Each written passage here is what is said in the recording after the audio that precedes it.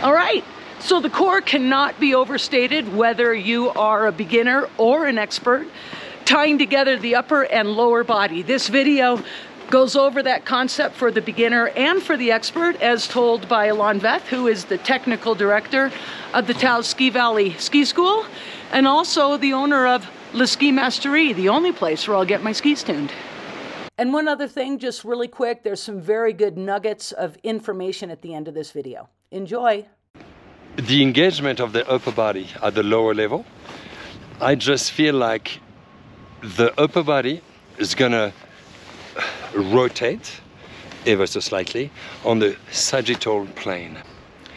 And so we are not parking the hip on the side, to try to have some high edge angle. We are just, we can engage the lower body, the upper body move with it. And then to anticipate the new turn, again, the eyes, the shoulder, the sternum is gonna look into the next turn as the lower body gonna climb up the hill. So that is a separation, upper body, lower body, than we do at the lower level, which also can be carried at the high intense turns. But at the lower level, to be able to understand the rotation, the rotary, the torque of the lower body. It could be the femur, the legs, femur against the hip socket, but that is turning independently of the upper body. And I think I'm going to try to demo a few because the pitch is really mild, because I'm not going to carry a whole lot of speed. It may be a little tricky to be able to demonstrate, but if you are alert and aware that I'm going to do a demonstration, try to look for it.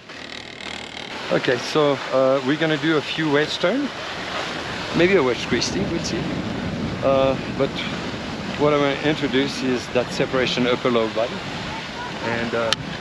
And I don't like to do a wedge here because it's too steep. And so here. That's all I'm asking, is as the ski turn right direction by kind of steering, and my upper body is not doing what my lower body is doing. Okay? I can put a pole on my wrist to see exactly and I'm not holding it. That will be a nice little drill where look at my skis turning, but my upper body is not. My upper body, which is linked to my poles, is more facing down the hill. At one part of the turn, I'm going to be square. I'm square, I'm going straight. Now I start to turn my feet, but not the upper body. And believe it or not, I love every single maneuver in the book because they are all challenging, and skiing slow is hard. And skiing slow and make it look very natural, it's even harder. I'm gonna get a little speed. I know, I'm gonna have to push you. Let's see if I can do a wedge twisting. You got it. What's important of a wedge twisting? I'm here. I finish my turn. I'm gonna wedge and I'm gonna match. But there's a little bit of I'm gonna wedge, I'm gonna match. My upper body doesn't square off at the end of the turn. That would be wrong. Okay? It's really flat. I need to be very playful with my edges and my pressure. And I match. Is that what you want to do? I just want to test a little bit those slalom skis to see how they react. I'm sure it won't take you long to get a feel for them, Alon. No, I don't think so. Let's see. Right here.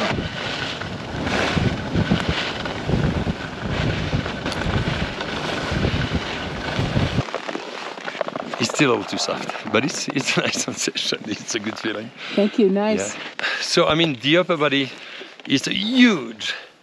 It has a huge impact, onto the rest of the stance. We talked enough about the lower body, the three joints, the stance, and the transition. Is how do we engage our upper body?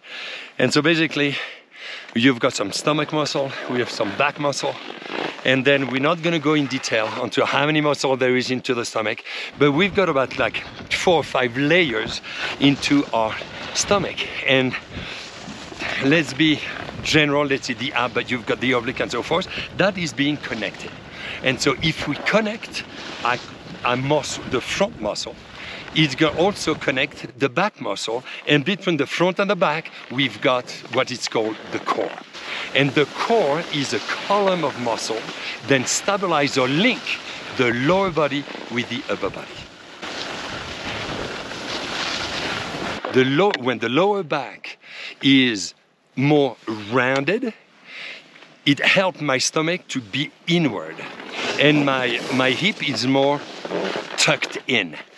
That gives a stability. I am engaged without being tense. If my core is connected, then I've got free feet and I've got a free upper body. I'm going to just stay there, here, here.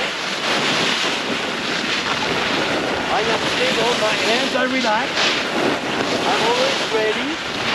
I can stop if I want, I can climb, I can dive. Or I can stay there. Oh, we got different magnitude happening there. Oh, I'm going to try to pop it up.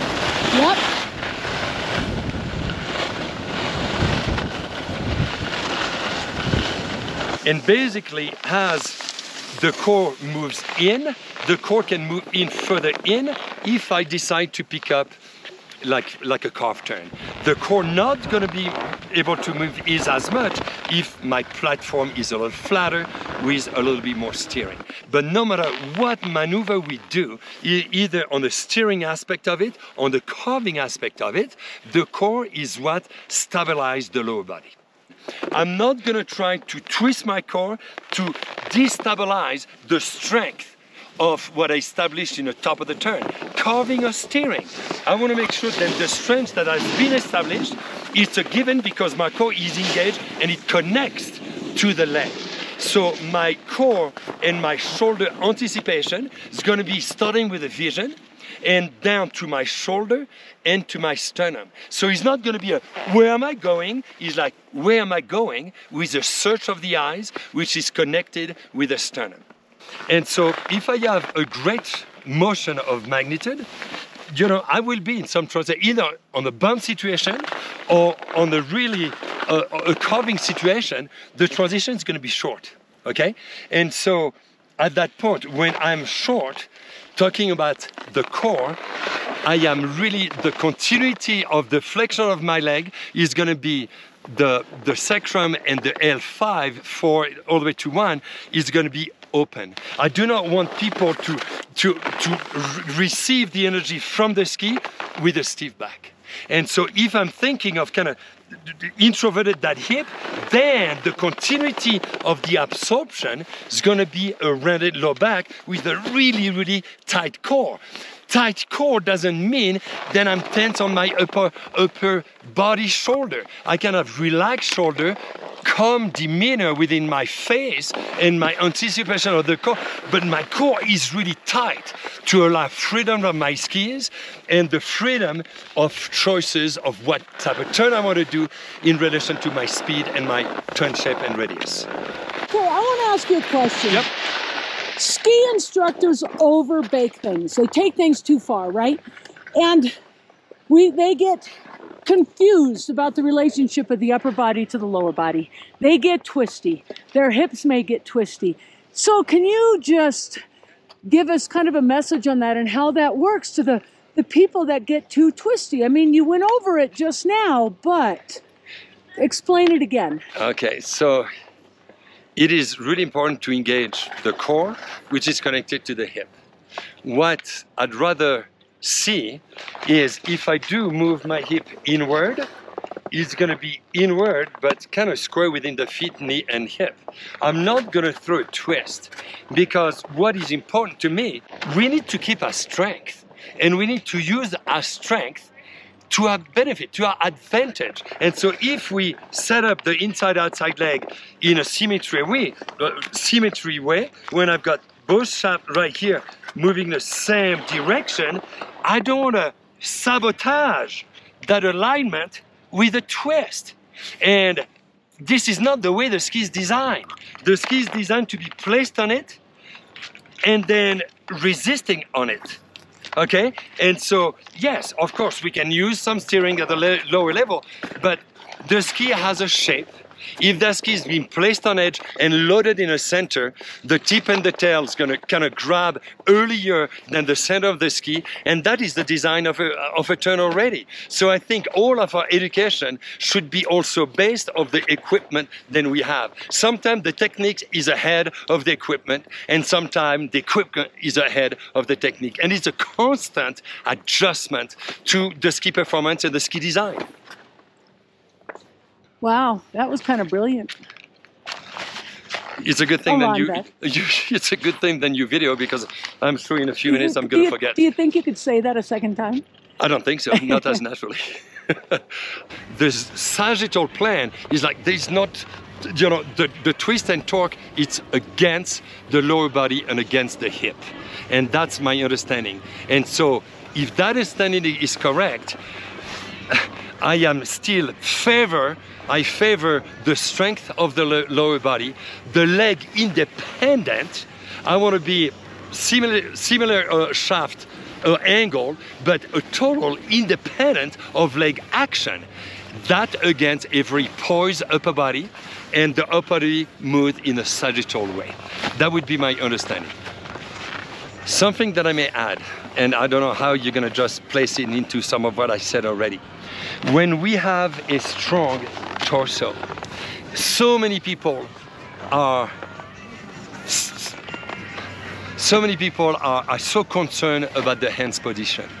And so it's like, okay, you gotta keep your hands forward. Okay, you gotta keep your hands within your field of vision. Great, please do. But if we suddenly talk about the hand, you know, to me the hand is just like it helps your balance, to be able to kind of keep your balance, but you know, the core allows the freedom of your upper body and your hand particularly.